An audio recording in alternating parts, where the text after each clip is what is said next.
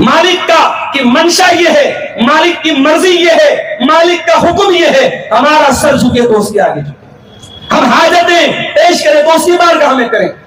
اسی کا نام توحید ہے میرے پیارے ساتھیوں۔ اس توحید کے راستے میں آج ہمارے بہت سارے نوجوان آج اس معاملے میں وہ راہ راستے بھٹک چکے۔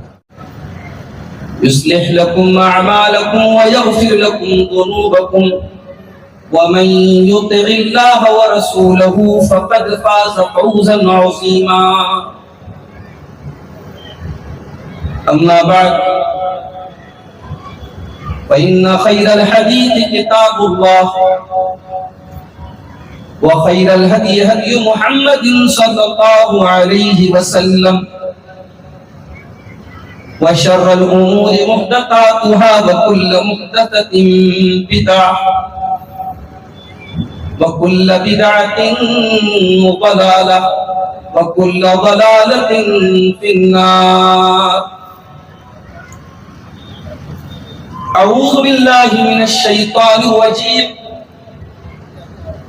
بسم الله الرحمن الرحيم من عمل صالحا من ذكر أو أنثى وهو مؤمن فلنحيينه حياة طيبة ولنجزينهم أجرهم بأحسن ما كانوا يعملون۔ معزز علماء کرام، محترم مہمانان گرامی، بزرگوں، نوجوان بھائیوں، پردہ نشین ماؤں اور بہنوں، پیارے بچوں، معلونی کی تمام اہل حدیث مساجد کے مشترکہ تعاون سے آج کا یہ شاندار پروگرام عصر کی نماز کے بعد سے چل رہا ہے اور بڑے خوبصورت انداز میں پروگرام اپنی منزل کو پہنچ رہا ہے۔ پروگرام کے ذمہ داروں نے مجھے عنوان دیا تھا نوجوان لڑکیوں کی بے راہ۔ جب یہ عنوان مجھے ملا تو میں نے کہا کہ یہ موضوع تھوڑا سا ون سائیڈڈ۔ عام طور سے اس پر بات ہوتی ہے کہ مسلمان لڑکیاں بگڑ رہی ہیں، لیکن یہ بہت ہی کڑوی سچائی ہے کہ لڑکیوں کے بگڑنے یا عورتوں کے بگڑنے میں مردوں کا کردار کوئی کم نہیں ہے۔ اگر آج مسلمان لڑکیاں بے راہ روی کا شکار ہیں،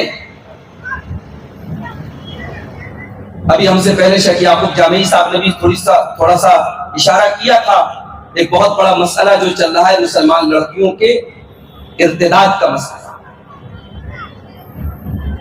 اس مسئلے کی گہرائی میں جب ہم جائیں گے تو ہم یہ دیکھیں گے کہ اس میں بہت سارے اسباب ہیں، اور اس میں بہت بڑا سبب ان لڑکیوں کے مردوں کا دین سے دور ہونا ہے۔ ایک گھر جہاں باپ کو دین سے کوئی مطلب نہ ہو، جب بھائی کو دین سے کوئی مطلب نہ ہو، جب ماں بے حیا ہو، جس گھر میں اسلامی حمیت و غیرت نام کی کوئی چیز نہ ہو، اس گھر میں اگر کوئی مسلمان لڑکی مرتب ہو رہی ہے، غلط راستے پر جا رہی ہے، تو کون سی حیرت کی بات ہے؟ قرآن کریم میں اللہ تعالیٰ نے حضرت مریم کا واقعہ بیان کیا، بڑی عبرت و نصیحت کی باتیں حضرت مریم کے واقعے میں ہیں۔ میں ایک پہلو کی طرف آپ کی توجہ لے کے جاؤں گا۔ حضرت مریم جب اپنی گود میں بچے کو لے کر کے گئی، اب ظاہر ہے کہ مریم تو سماج کے نظر میں کنواری ہے، اور حقیقت میں وہ کنواری تھی، اور ان کی گود میں یہ بچہ تھا۔ تو سماج کے لوگوں نے جو کمنٹ کیا، جو جملہ استعمال کیا، اللہ تبارک و تعالیٰ نے اس جملے کو بیان کیا ہے قرآن میں۔ یا اخت ہارون ما کان ابوک امرأ سوء وما کانت امک بغیا. اے مریم تو نے اتنا بڑا پاپ کیسے کر دیا؟ تو ہارون کی بہن ہے، ایک نیک باپ کی بیٹی ہے، ایک باحیا ماں کی بیٹی ہے. نہ تیرا باپ بد کردار، نہ تیری ماں بد کردار. اور مفسرین نے لکھا ہے کہ ان کے کوئی بھائی کے حضرت مریم کے جن کا نام ہارون تھا، وہ بھی بہت نیک انسان تھے. یہ حضرت موسیٰ کے بڑے بھائی ہارون نہیں، کوئی دوسرے ہارون نہیں. بھائی نیک ہے، ماں نیک ہے، باپ نیک ہے، تو کیسے بد کردار نکل؟ اس میں بہت بڑا نقطہ ہے میرے بھائیوں.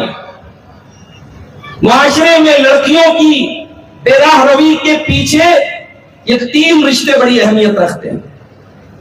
لڑکی کا بھائی کیسا ہے، لڑکی کا باپ کیسا ہے، لڑکی کی ماں کیسی ہے، ان کا کیریکٹر، ان کا کردار طے کرتا ہے لڑکیوں کے کردار. تو میں نے جلسے کے پروگرام کے جو منتظمین تھے، میں نے کہا نہیں، موضوع کو آپ ون سائیڈڈ مت رکھیے. ہم جب بے راہ روی کی بات کریں گے، ہم لڑکی اور لڑکیوں دونوں کی بات کریں. یہ زناکاری اور بدکاری کا جو بازار گرم ہے، یہ بڑے بڑے ہوٹلوں میں آج دسمبر کی آخری تاریخیں چل رہی ہے، 2 دن کے بعد جو نئے سال کے جشن کے نام پہ جو خرافاتیں ہوں گی، جو رنگ رلیاں منائی جائیں گی، جو عیاشی ہوگی، معاف کیجیے گا، اس میں لڑکے اور لڑکیاں دونوں شامل ہوتے ہیں. نوجوان لڑکی اور نوجوان لڑکیاں دونوں اس میں ملوث ہیں. اس سے پہلے کہ میں اپنے موضوع کو روشنی ڈالوں، میں ایک بات آپ کو اور بتانا چاہتا ہوں. اکثر پروگراموں میں یہ موضوع آتا ہے، نوجوانوں میں بگاڑ، نوجوانوں میں بے راہ روی. یہ جو نیگیٹو باتیں بیان ہوتی ہیں تو اس کا مطلب کوئی یہ نہ سمجھے کہ نوجوانوں میں صرف نیگیٹو چیزیں ہیں. ہمارے بہت سارے نوجوان الحمدللہ اس امت کے لیے ان کے اندر بہت خیر ہے. میں ایسے نوجوانوں کو جانتا ہوں، بھئی ہم لوگ تو مدرسے سے پڑھے ہیں، ایک دینی ماحول میں پلے بڑے ہیں. اگر ہم آج دین کے راستے پر ہیں یا دین کی باتیں کر رہے ہیں، یہ بہت بڑی بات نہیں ہے. بڑی بات یہ ہے کہ ایک لڑکا، ایک نوجوان لڑکا، ایک نوجوان لڑکی ایک ایسے ماحول میں رہ کر جہاں ہر طرف بے حیائی ہو، بد کرداری ہو، بے دینی ہو، وہاں وہ اپنے دین پر قائم رہے، وہاں وہ حیادار بن کے رہے، وہاں با کردار بن کے رہے. یہ کمال کی بات ہے میرے بھائی. اور الحمدللہ اس دور میں، مادیت کے اس دور میں، برائی اور فواحش کی کثرت کے اس دور میں بھی بہت سارے نوجوان امت کے اندر ایسے موجود ہیں جن کے اندر اس دور میں بھی میرے بھائیوں بہت خیر. بنارس کی سڑکوں پر ٹیکسی سے جا رہا تھا، میرا ایک مسلمان نوجوان مجھے ملا، بھرپور اس کے چہرے پر داڑھی تھی. بات ہی بات تو اس نے بتایا کہ اس داڑھی کی وجہ سے نفرت اور تعصب کا ملک میں جو ماحول بڑھ رہا ہے، اس داڑھی کی وجہ سے اسے کئی مرتبہ اپنا فائنینشیل لاس کرنا پڑا. کوئی آیا کیب بک کی اور جیسے ہی کیب ڈرائیور کو دیکھا کہ وہ مسلم ہے اور وہ بھی داڑھی والا ہے، فوراً گالی دے کر کے کہا کہ نہیں، مجھے تیرے ساتھ نہیں جانا ہے. دن بدن نفرت کے اس ماحول میں اس نوجوان نے نہ اپنے اخلاق چھوڑا، نہ اپنی دینی پہچان چھوڑی. یہ بڑی بات ہے میرے پاس. کتنی ہماری مسلمان بہنیں بڑے بڑے کالجوں اور یونیورسٹیوں میں پڑھ رہی ہیں اور ساری تعلیم انہوں نے پردے میں رہ کر کے حاصل کی. اور ایسا نہیں کہ راستے میں تو پردہ تھا اور کیمپس کے گیٹ کے اندر جانے کے بعد پردہ ختم ہو گیا. اس پردے کو انہوں نے کلاس روم تک برقرار رکھا، حتیٰ کہ جب ڈگری لینے گئی، گولڈ میڈل ملا ہے، وہاں پر بھی اللہ کی اس بندی نے اپنے آپ کو حجاب میں رکھا. اعتراض کرنے والوں نے اعتراض کیا، مگر اللہ کی ان بندیوں نے حجاب کو چھوڑنا گوارا نہ کیا، میڈل چھوڑ دیا، ڈگری لینا چھوڑ دیا، اپنی تعلیم کو داؤ پہ لگا دیا، مگر انہوں نے اپنے حجاب کو داؤ پہ نہیں لگایا. امت میں ایسی عورتیں بھی موجود ہے. یہ ان کی حوصلہ شکنی ہوگی اگر ہم ان کی بات نہ کریں. یہ صحیح بات ہے کہ آج ایک بڑا طبقہ ہماری امت کے نوجوانوں کا آج غلط راستے پہ چل رہا ہے، غلط ٹریک پہ چل رہا ہے، بے راہ روی کا شکار ہے. اور آج کی اس تقریب میں چونکہ ہمارے بعد شیخ جلال الدین قاسمی حفظہ اللہ کا بھی خطاب ہونا ہے اور ہمارے ہندو مذہب کے ایک رہنما سوامی لکشمی جی بھی آئے ہوئے ہیں، وہ بھی کچھ باتیں آپ کو بتائیں گے. ہمارے پاس محدود وقت ہے، میں کوشش کروں گا کہ اس موضوع کے کچھ اہم گوشے آپ کے سامنے میں پیش کر کے اپنی بات ختم کروں میرے بھائی. نوجوانوں کی بے راہ روی کی اگر ہم بات کریں، سب سے بڑی جو بے راہ روی ہوتی ہے میرے بھائیوں شریعت کی نظر میں، دین کی نظر میں، وہ عقیدے کی بے راہ روی. اگر آپ کا عقیدہ، اگر آپ عقیدے کے اعتبار سے گمراہی کے شکار ہیں، آپ کے عقیدے میں کمی ہے، اگر لا الہ الا اللہ پڑھنے کے بعد بھی آپ رب کی توحید کے مطلب کو نہیں جانتے ہیں، اللہ کو چھوڑ کے آپ نے کسی اور کو اپنا حاجت روا اور مشکل کشا بنا کے رکھا ہے، آپ کے گھر میں بچوں کے بیمار ہونے پر ہاتھوں اور گھروں میں تعویذیں پہنی جاتی ہیں، اور آپ کے گھروں میں برکت کے لیے جو ہے قرآن کی آیتوں کے نقش بنا بنا کے لٹکائے جاتے ہیں. میرے عزیزوں، میرے بھائیوں، اس کا مطلب یہ ہے کہ ہم نے اور آپ نے توحید کے مطلب کو نہیں سمجھا ہے. ہمارا سب سے بڑا کیپٹل، ایک مسلمان کی سب سے بڑی پونجی اس کی توحید ہے میرے پیارے ساتھی، اور توحید وہ امانت ہے میرے بھائیوں، اس کی حفاظت ہمیں مرتے دم تک کرنا ہے. وَلَا تَمُوتُنَّ إِلَّا وَأَنْتُمْ مُسْلِمُونَ، اے مسلمانوں تمہیں موت نہ آئے مگر اسی اسلام کی حالت میں، اسی توحید کی حالت میں، مرتے دم تک اس توحید کی حفاظت کرنا. صحابہ کرام کی زندگیوں کو اٹھائیے، وہ سولی پر چڑھ گئے، وہ میدان جنگ میں شہید کر دیے گئے، ان کے بدن کے ٹکڑے ٹکڑے کر دیے گئے، مگر انہوں نے اللہ کی توحید سے کمپرومائز نہیں کیا. اس لیے کہ ہماری کریشن کا پرپس، ہماری سرشٹی کا ادیش، ہماری تخلیق کا مقصد اللہ رب العالمین کی توحید ہے. اللہ قرآن میں کہتا ہے وَمَا خَلَقْتُ الْجِنَّ وَالْإِنسَ إِلَّا لِيَعْبُدُونَ، میرے بندو ہم نے تمہیں پیدا کیا ہے اپنی توحید. مالک کا کہ منشا یہ ہے، مالک کی مرضی یہ ہے، مالک کا حکم یہ ہے، ہمارا سر جھکے تو اس کے آگے جھکے، ہم حاجتیں پیش کریں تو اس کی بارگاہ میں کریں. اسی کا نام توحید ہے میرے پیارے ساتھیوں. اس توحید کے راستے میں آج ہمارے بہت سارے نوجوان آج اس معاملے میں وہ راہ راستے بھٹک چکے. یہ جتنے شرک کے اڈے ہیں، یہ جتنے شرک کے آستانے ہیں، ممبئی سے لے کر کے اتر پردیش سے لے کر کے بہار سے لے کر کے نارتھ سے ساؤتھ تک پورے ملک میں آپ چکر لگا لیں، شرک کے تمام اڈے کیوں آباد ہیں؟ یہ دو چیزوں سے آباد ہیں. ان کو عورتوں نے آباد کر رکھا ہے یا نوجوانوں کی کوششوں سے یہ آباد ہے. اگر نوجوان توحید کا مطلب سمجھ لے، اپنے ہاتھوں سے ان شرک کے آستانوں کو وہ چھوڑ دے میرے پیارے ساتھی.